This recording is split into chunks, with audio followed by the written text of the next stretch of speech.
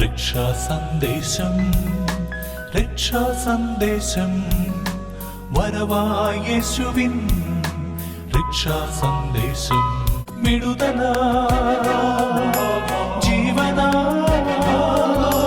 വിടുതലായി ജീവനായി രക്ഷാസന്ദേശം വരവായ യേശുവിൻ രക്ഷാസന്ദേശം രക്ഷാസന്ദേശം രക്ഷാസന്ദേശം. കർത്താവിൻ്റെ വലിയ നാമത്തിൽ നന്ദിയോടെ സ്തുതിക്കുന്നു, ദൈവത്തെ സ്തോത്രം ചെയ്യുന്നു. അനുഗ്രഹിക്കപ്പെട്ട പ്രിയ ദൈവമക്കളെ, വീണ്ടും നമുക്ക് ദൈവജനത്തിൻ്റെ മുൻപിൽ കടന്നു വരുവാൻ കർത്താവ് നന്ദി അനുവാദത്തിനായി നമുക്ക് സർവശക്തനായ ദൈവത്തെ ഹൃദയം നിറഞ്ഞ് സ്തോത്രം ചെയ്യാം. എന്തുകൊണ്ടെന്നാൽ സംഘർഷം നിറഞ്ഞ ലോകൈക ചുറ്റുപാടുകളിൽ നിന്ന് അത്ഭുതകരമായി നമ്മളെ സൂക്ഷിച്ച് ഈ ദിവസം വരെ ഇതുവരെ നമ്മെ നിർത്തുവാൻ, ഇതുവരെ നമ്മെ കരുതുവാൻ അവൻ നമുക്ക് വേണ്ടി നൽകിയ എല്ലാ സൗകര്യങ്ങൾക്കായും സർവശക്തനായ ദൈവത്തെ നമുക്ക് സ്തുതിക്കാം, അവനെ മഹത്വപ്പെടുത്താം, നമുക്ക് അവനെ സ്തോത്രം ചെയ്യാം. നമ്മൾ കഴിഞ്ഞ എപ്പിസോഡുകളിലായി നാം ചിന്തിച്ചുകൊണ്ടിരുന്നത് ആവർത്തന പുസ്തകം 16-ാം അധ്യായത്തെ അധീകരിച്ചുകൊണ്ടുള്ള ചിന്തകളായിരുന്നു. യഹൂദ ജനത്തിൻ്റെ പെരുന്നാളുകളെ കുറിച്ച് നാം ചിന്തിച്ചു. പെരുന്നാളുകളിലൂടെ ദൈവം മാനവരാശിക്ക് നൽകുന്ന ആധ്യാത്മികമായ സന്ദേശങ്ങളെ നാം വിലയിരുത്തി. ഇന്ന് നാം ചിന്തിക്കുന്നത് 17-ാം അധ്യായത്തെ ആധാരമാക്കിയാണ്. ആവർത്തന പുസ്തകം 17-ാമത്തെ അധ്യായം അതിൻ്റെ 1-ാം വാക്യം മുതൽ നാം വായിക്കുമ്പോൾ മോശയുടെ 2-ാം പ്രഭാഷണത്തിൻ്റെ തുടർച്ചയാണ് ഈ അധ്യായം. 5-ാം അധ്യായം മുതൽ നമ്മൾ വായിക്കുകയും പഠിക്കുകയും ചെയ്യുന്നു മോശയുടെ 2-ാം പ്രഭാഷണം. ആവർത്തന പുസ്തകത്തിലൂടെ മോശയുടെ പ്രഭാഷണങ്ങളുടെ ഒരു നീണ്ട പരമ്പര നമുക്ക് കാണുവാനായിട്ട് സാധിക്കും. അങ്ങനെ മോശ ഇസ്രായേൽ ജനത്തെ പഠിപ്പിച്ച, അവർ പാഠമാക്കേണ്ട നിരവധി വിഷയങ്ങൾ ആവർത്തന പുസ്തകത്തിൽ നാം മനസ്സിലാക്കുകയാണ്.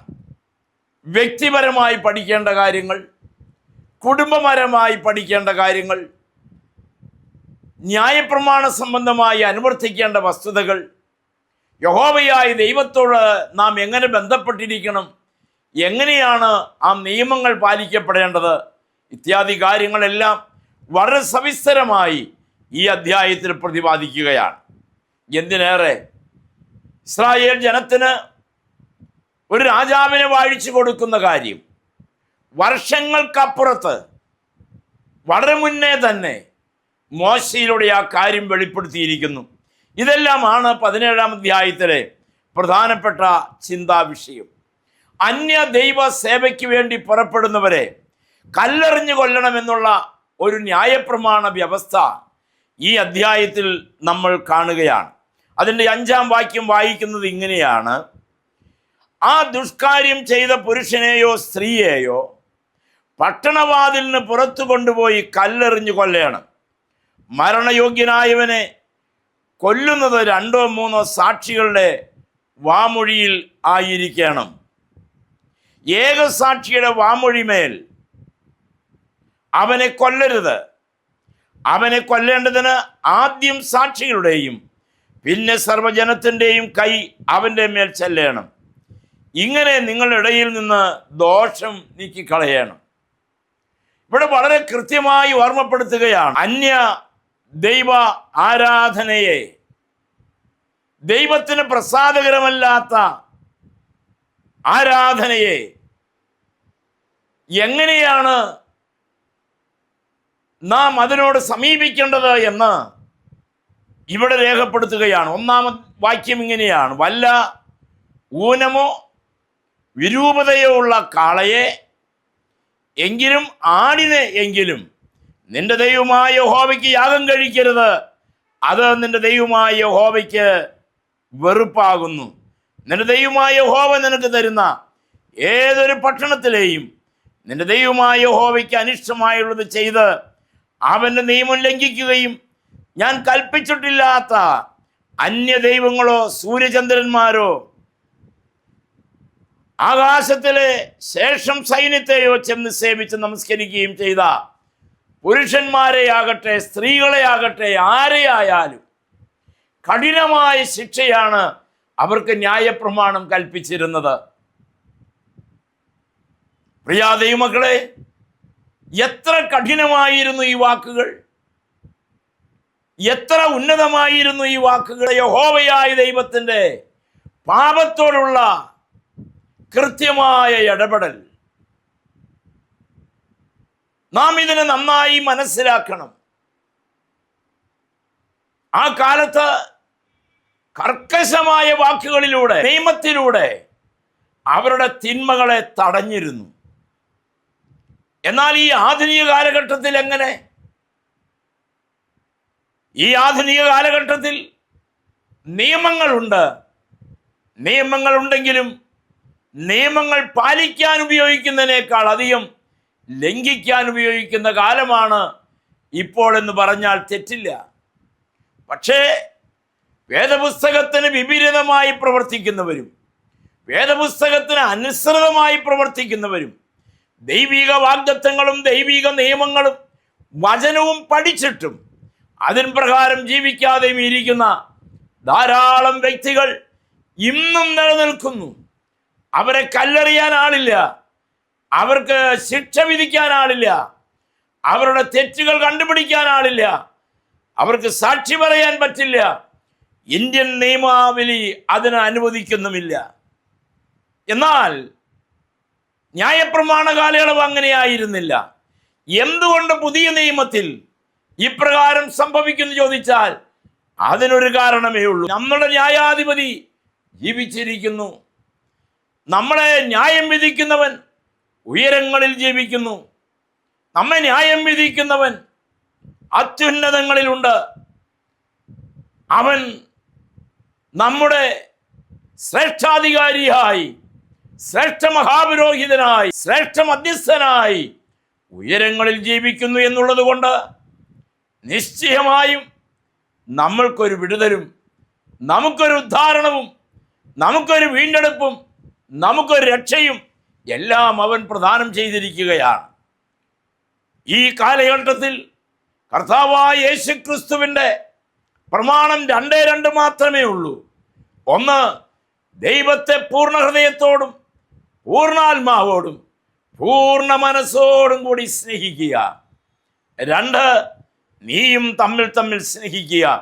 ബാക്കി എല്ലാ നിയമങ്ങളെയും ക്യാൻസലാക്കിക്കൊണ്ട് എല്ലാ നിയമങ്ങളും ചട്ടങ്ങളും ഈ 2ലേക്ക് ഒതുക്കി നിർത്തി പിതാവായ ദൈവത്തിൻ്റെ പാപത്തോടുള്ള കർശനമായ ഇടപെടലുകളെ കർത്താവായ യേശുക്രിസ്തുവിന് നമ്മളോടുള്ള സ്നേഹത്തിൻ്റെ മറനിമിത്തം നമ്മളൊക്കെ ഇങ്ങനെ രക്ഷപ്പെട്ടിരിക്കുന്നു എന്ന് പറയാം. നമ്മളുടെ തെറ്റിനൊത്തവണ്ണം നമ്മളെ അവൻ ശിക്ഷിക്കുന്നില്ല. നമ്മൾ ചെയ്തു പോയ പാപത്തിനൊത്തവണ്ണം നമ്മളോടവൻ പകരം ചെയ്യുന്നില്ല. നമ്മളുടെ വീഴ്ചകൾക്കൊത്തവണ്ണം അവൻ നമ്മളെ കഠിനമായി ശിക്ഷിക്കുന്നില്ല. ഈ ആണ്ടുകൂടെ നിൽക്കട്ടെ എന്ന് പറഞ്ഞ് നമ്മൾക്ക് വേണ്ടി പക്ഷപാതം ചെയ്യുന്ന ഒരു മഹാപുരോഹിതൻ സ്വർഗത്തിൽ ജീവിക്കുന്നു എന്നുള്ളതിനാൽ അവൻ്റെ പൊന്നുമുഖത്ത് നോക്കി അവൻ്റെ തിരുമുഖത്തെ കണ്ട് വിശുദ്ധിയോടെ ജീവിക്കാൻ നമ്മൾക്കൊരുങ്ങാം ദൈവമക്കളെ.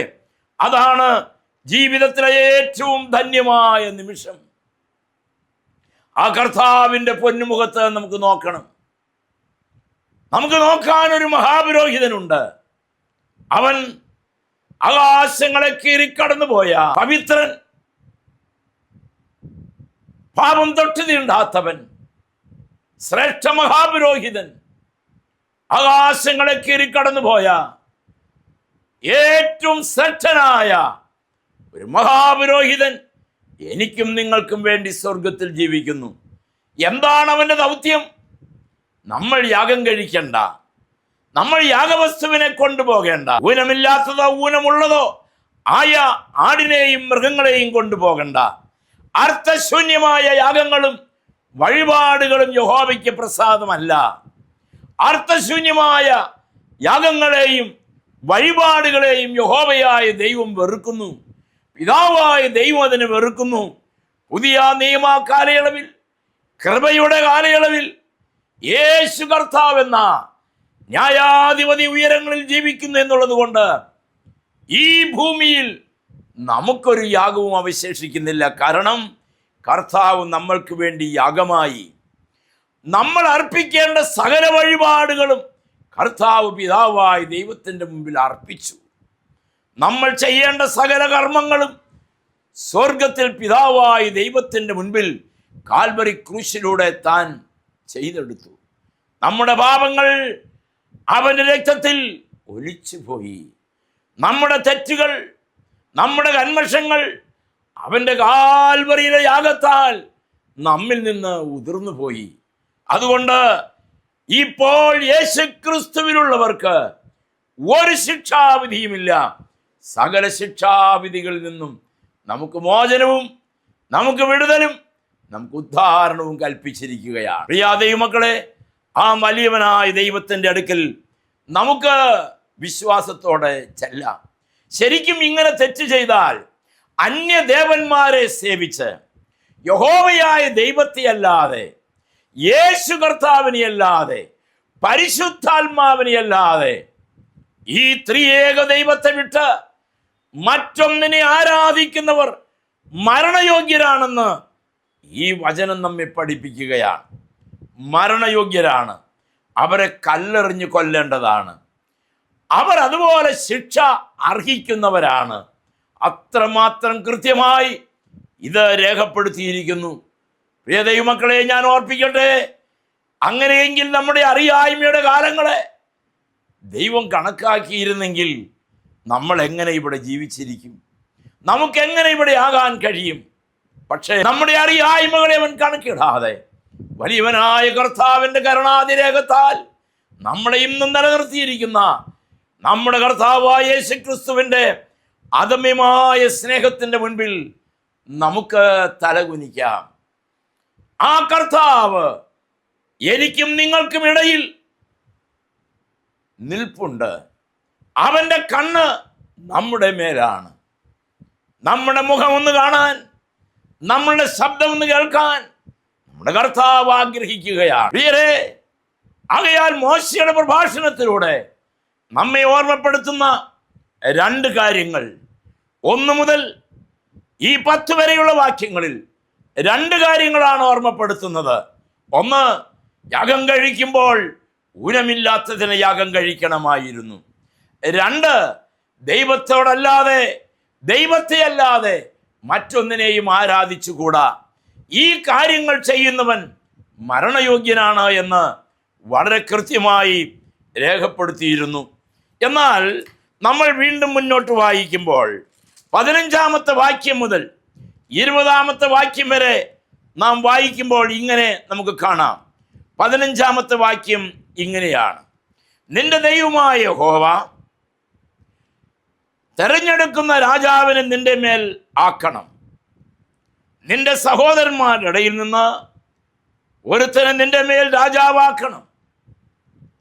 നിന്റെ സഹോദരനല്ലാത്ത അന്യജാതിക്കാരനെ നിന്റെ മേൽ ആക്കിക്കൂടാ.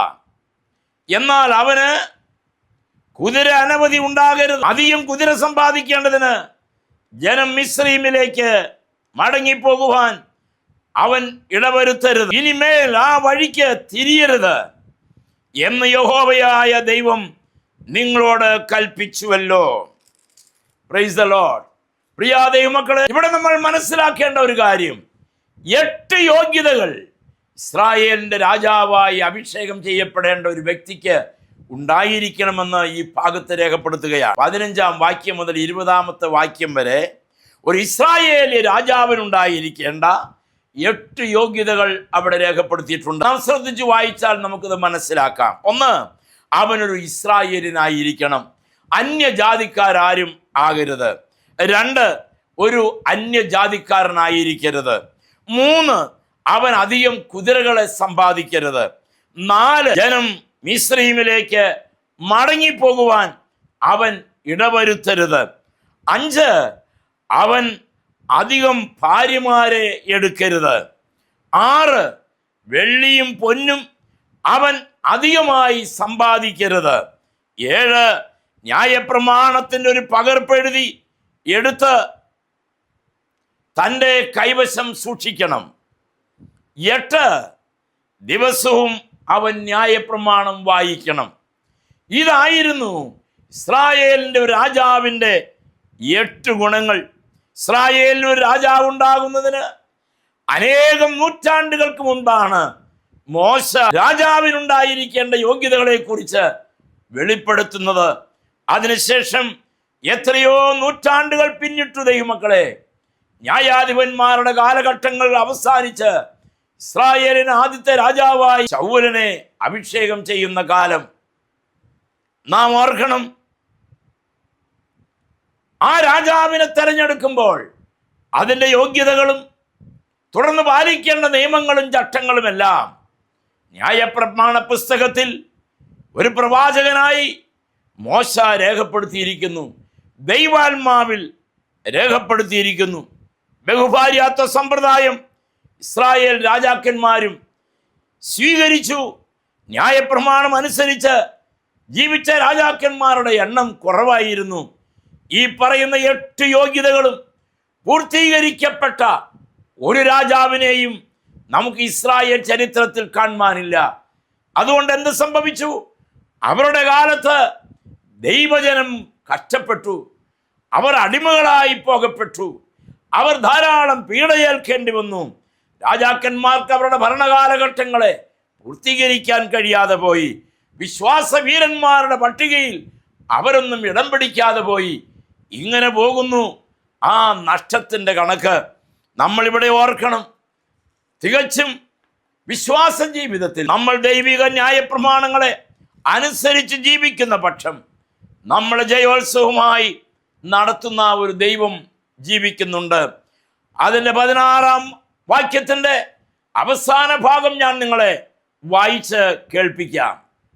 അവസാന ഭാഗം ഇങ്ങനെയാണ്: ഇനിമേൽ ആ വഴിക്ക് തിരിയരുത് എന്ന് യഹോവ നിങ്ങളോട് കൽപ്പിച്ചിട്ടുണ്ടല്ലോ. ഏതാണ് ആ വഴി? ഇനിമേലിൽ ആ വഴിക്ക് തിരിയരുത്. ഏതാണ് ആ മാർഗം? ആ മാർഗമാണ് അവർ വിട്ടുപോകുന്ന മാർഗം, അവർ ഉപേക്ഷിച്ച മാർഗം. ഇനിമേലിൽ ആ വഴിക്ക് പോകരുത്. വളരെ കർശനമായി ദൈവാത്മാവ് മോശയിലൂടെ അവരോട് കൽപ്പിച്ചു. പിന്നാലെ വരുന്ന രാജാക്കന്മാർ ഈ ജനത്തെ വീണ്ടും അവിടേക്ക് കൊണ്ടുപോകാൻ ഇടയാക്കരുത്. മിസ്രൈമില്, ഈജിപ്തില് അന്നും ഇന്നും കുതിര വ്യാപാരം സമൃദ്ധമായി നടന്നിരുന്ന കാലഘട്ടം. മിസ്രൈമ്യ കുതിരകൾക്ക് വലിയ ഡിമാൻഡുകളായിരുന്നു. അതുകൊണ്ട് രാജാക്കന്മാർ അവയെ സമ്പാദിക്കാൻ അവരും അവരുടെ ജനങ്ങളും അവരുടെ സൈന്യസന്നാഹങ്ങളും എന്തെങ്കിലും ഒരു കാര്യത്തിന് പോലും, വാണിജ്യ ആവശ്യങ്ങൾക്ക് പോലും മിസ്രൈമിൽ കാൽകുത്തരുത് എന്ന് പ്രത്യേകമായി യഹോവയായി ദൈവം കൽപ്പിച്ചിരുന്നു. വിട്ടുപോകുന്നതിനോട് അതേ രീതിയിലുള്ള വേർപാടാണ് ദൈവം ഈ കാലഘട്ടത്തിലും നമ്മിൽ നിന്ന് ആഗ്രഹിക്കുന്നത്. ഈ കാലഘട്ടത്തിലെയും ആവശ്യം അത് തന്നെയാണ്. പ്രിയ ദൈവമക്കളെ, നമ്മൾ നമ്മുടെ വിശ്വാസ ജീവിതം എങ്ങനെ കാക്കണമെന്ന് ചോദിച്ചാൽ, പാപത്തെ വിട്ടകന്ന് പാപത്തിൽ നിന്ന് മാറി വിശുദ്ധിയുടെ മാർഗത്തിൽ ജീവിക്കണം. രക്ഷാനിർണയം പ്രാപിച്ച് കർത്താവിനെ രക്ഷകനും നാഥനുമായി സ്വീകരിച്ചിട്ട് നമ്മൾ വീണ്ടും പാപത്തിൻ്റെ വഴികളിലേക്ക് ഇറങ്ങിപ്പോകരുത്. വീണ്ടും മിസ്രൈമിലേക്ക് പോകരുത്. ആ വഴിക്ക് പോകരുത്. പാപത്തിൻ്റെ മാർഗത്തിൽ പോകരുത്.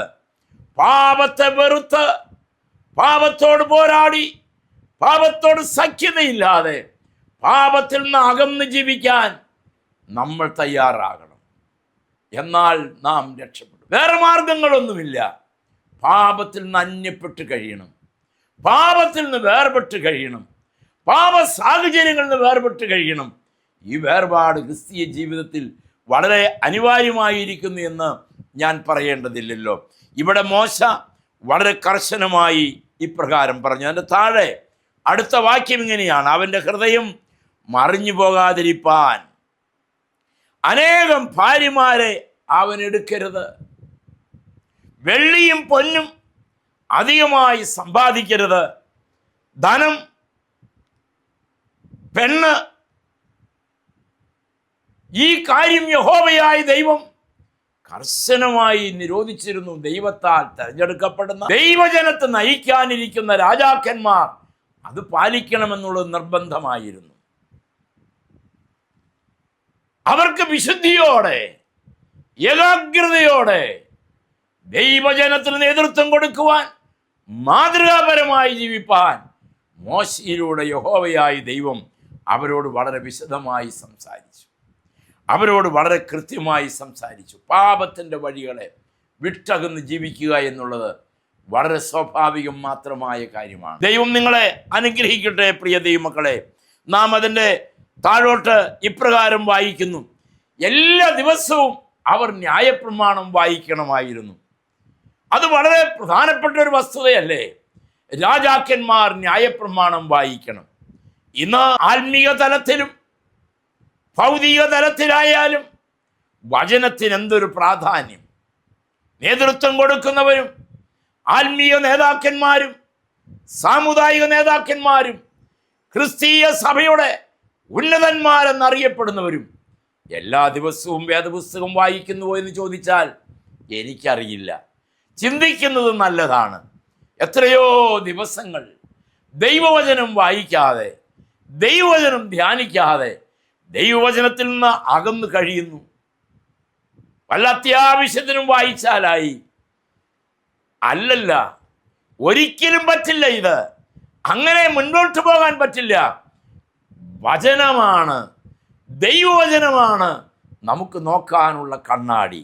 ഞാൻ ചെയ്യുന്ന പാപങ്ങൾ പാപമാണോ എന്ന് തിരിച്ചറിയുന്നത്, തിരിച്ചറിവ് തരുന്നത് നമ്മുടെ അധ്യാപകൻ ദൈവവചനമാണ്. വചനം വായിക്കണം, വചനം കേൾക്കണം, വചനം ധ്യാനിക്കണം, വചനം പഠിക്കണം. ഈ 4 കാര്യങ്ങൾ നമ്മൾ ചെയ്തേ മതിയാകൂ. വചനം കേൾക്കണം, വചനം പഠിക്കണം, വചനം നമ്മൾ ധ്യാനിക്കണം. ഇങ്ങനെ നമ്മൾ കർത്താവിൻ്റെ സന്നിധിയിൽ ന്യായപ്രമാണത്തിൻ്റെ ഗുണഭോക്താക്കളായിരിക്കുമ്പോൾ തന്നെ, ദൈവവചനത്തിൻ്റെ ഗുണഭോക്താക്കളായിരിക്കുമ്പോൾ തന്നെ ദൈവവചനത്തിൻ്റെ പങ്കാളികളുമായിരിക്കണം. അതിന് ദൈവാത്മാവ് നമ്മെ നിർബന്ധിക്കുകയാണ്. വളരെ സ്നേഹത്തോടെ ഓർമ്മപ്പെടുത്തട്ടെ, വചനപ്രകാരം ജീവിച്ചാൽ നമ്മളെ ദൈവം വചനപ്രകാരം തന്നെ അനുഗ്രഹിക്കും. ഈ നാളിൽ ഭാരതത്തിൻ്റെ മണ്ണിൽ ഒരിക്കലും അവനെക്കുറിച്ച് കേൾക്കാത്ത ഭാരത ഗ്രാമങ്ങളിൽ അവൻ്റെ വചനം എത്തിക്കുവാൻ ദൈവം ഞാൻ ഉൾപ്പെടുന്ന EGM ഓഫ് ഇന്ത്യയെ സഹായിച്ചു. ഒരിക്കലും കർത്താവിനെ കുറിച്ച് കേൾക്കാത്ത ഭാരത ഗ്രാമങ്ങളിൽ കടന്നു ചെന്ന് അനേകരോട് ജീവനുള്ള കർത്താവിനെ കുറിച്ച് പറയാൻ ദൈവം അവസരം തന്നു. ഭാരതത്തിലെ യേശുവിനെ കുറിച്ച് കേൾക്കാനെന്നല്ല, ആരെക്കുറിച്ചും കേൾക്കാൻ സാധ്യതയില്ലാത്ത നിരക്ഷരകുക്ഷികളായ, ദരിദ്രരായ, അവശരായ ധാരാളം ആളുകളെ നമുക്ക് കണ്ടെത്താനായിട്ട് കഴിയും. വിദ്യാഭ്യാസമില്ല, അവരുടെ ജീവിത സാഹചര്യങ്ങൾ അങ്ങനെയാക്കി. ഇന്ത്യയിൽ നമുക്കറിയാം, ആ രീതിയിൽ ജീവിക്കുന്ന വലിയൊരു സമൂഹം വിവിധ മണ്ഡലങ്ങളിലായി കഴിയുന്നു. അവരുടെ പുനരുദ്ധാരണത്തിനായി ചെയ്തെടുക്കുന്ന പല പദ്ധതികളും പരാജയപ്പെട്ടു പോകുകയാണ്. ഗവൺമെൻറ് ചെയ്യാത്തത് കൊണ്ടല്ല, അവർക്ക് അനുഭവിക്കാൻ പറ്റാത്തത് കൊണ്ടാണ്. എന്നാൽ ആ സ്ഥാനത്ത് അവരെ ബോധവൽക്കരിക്കാൻ, അവരെ ദൈവവചനത്തിലൂടെ ജീവിതത്തെ രൂപാന്തരപ്പെടുത്തിയെടുക്കാൻ ദൈവം നമ്മളെ ഉപയോഗിക്കുന്നു. മനസ്സിന് മാറ്റം വരുത്താൻ ദൈവം അനേകരെ ഉപയോഗിക്കുന്നതിൻ്റെ കൂടെ EGM ഓഫ് ഇന്ത്യക്ക് ഒരു അവസരം തന്നിരിക്കുകയാണ്. ഞാൻ നിങ്ങളെ സ്നേഹബുദ്ധി ഓർമ്മപ്പെടുത്തട്ടെ. നിങ്ങളുടെ വിലയേറിയ പ്രാർത്ഥനയും നിങ്ങളുടെ സാന്നിധ്യവും നിങ്ങളുടെ പങ്കാളിത്തവും ഈ ശുശ്രൂഷയ്ക്ക് ഒഴിവാക്കാൻ കഴിയാത്തതാണ്. കഴിഞ്ഞ മെയ് മാസം 1-ാം തീയതിയായിരുന്നു EGM ഓഫ് ഇന്ത്യയുടെ 19ാമത് സ്ഥാപക ദിനം. പ്രിയ ദൈവമക്കളായിട്ടുള്ള പ്രവർത്തകരായിട്ടുള്ളവർ, മിഷണറിമാരായിട്ടുള്ളവർ, ഞങ്ങളെല്ലാവരും മിഷൻ സെൻറ്ററിൽ ഒരുമിച്ച് കൂടി. നിങ്ങളുടെയൊക്കെ പ്രാർത്ഥനയാൽ വളരെ അനുഗ്രഹീതമായി അത് നടത്തപ്പെട്ടു. പ്രിയരെ, തുടർന്നുള്ള നാളുകളിൽ ഈ പുതിയ വർഷം വലിയ കാര്യങ്ങൾ കർത്താവിന് വേണ്ടി ചെയ്യാൻ നിങ്ങളുടെ പ്രാർത്ഥന ദൈവാത്മാവിൽ ചോദിക്കുകയാണ്.